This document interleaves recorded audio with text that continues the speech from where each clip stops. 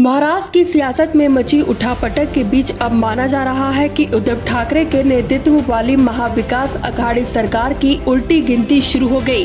जिस तरह आदित्य ठाकरे ने अपने ट्विटर बायो से मंत्री पद की जानकारी हटा ली और पार्टी सांसद संजय राउत ने कहा कि विधानसभा भंग होने की ओर बढ़ रही है, उसके बाद अब ये लगभग तय माना जा रहा है कि उद्धव सरकार की उम्र पूरी हो चुकी है। इस बीच शिव सैनिक भी सड़कों पर उतर आए। अपनों से धोखे से नाराज शिव सैनिक उद्धव के समर्थन में विरोध प्रदर्शन कर रहे हैं। औरंगाबाद में तो शिवसेना की महिला कार्यकर्ता अपनी सरकार जाती देख भावुक हो गई। एक महिला कार्यकर्ता ने रोते हुए पार्टी के खिलाफ जाने वालों को गद्दार तक कह डाला। तो आमदार चुन के आए हैं, इनको सब शिव सैनिकों ने और पदाधिकारियों ने और मतदारों ने, वोटर्स ने एक निष्ठा से उनको चुन के दिया है। आज उन्होंने उनकी निष्ठा बीत दी है, उन्होंने इनकी निष्ठा गहन रखी है। इन गद्दारों का हम हमारी भाषा में निषेध करते हैं। इन गद्दारों को कड़ी से कड़ी सजा दी जाए और इन गद्दारों को पक्ष में से हकल पट्टी की जाए, इनका हम निषेध व्यक्त करते हैं। आज एक शिव सैनिक उनसे ज्यादा श्रीमंत हो गए, उनसे ज्यादा धनवान हो गए हैं। इन्होंने अपनी निष्ठा बेच के एक देश के प्रति उनका, एक शिवसेना के प्रति उनका एक नालायकपना सिद्ध किया है। एमएलसी चुनाव का नतीजा आने के साथ साथ उद्धव सरकार के खिलाफ बड़ी साजिश चल रही थी। इस बात की किसी को भनक तक नहीं लगी।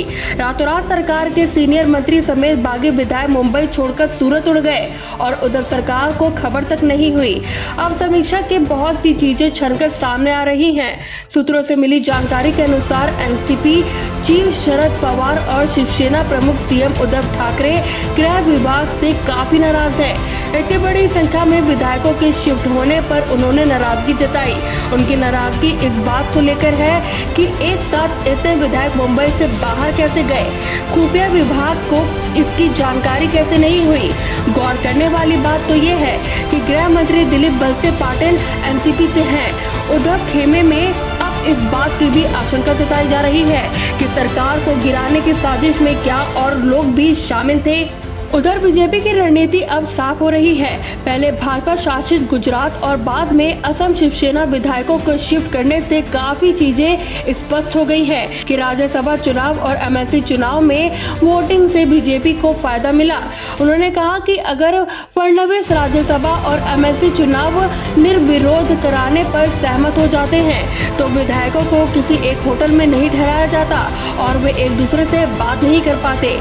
दरअसल सामान्य स्थिति में अगर एकनाथ शिंदे शिवसेना विधायकों से मिलते तो इस पर लोग चौकन्ने हो सकते थे, लेकिन होटल में उनके मेल मिलाप पर किसी को शक ही नहीं हुआ और अंदर खाने सियासी खिचड़ी पक गई। एमएलसी चुनाव खत्म होने के बाद रात में जब शिंदे और अन्य शिवसेना विधायक एक साथ निकले तब भी किसी को उनके इरादे की भनक तक नहीं लगी।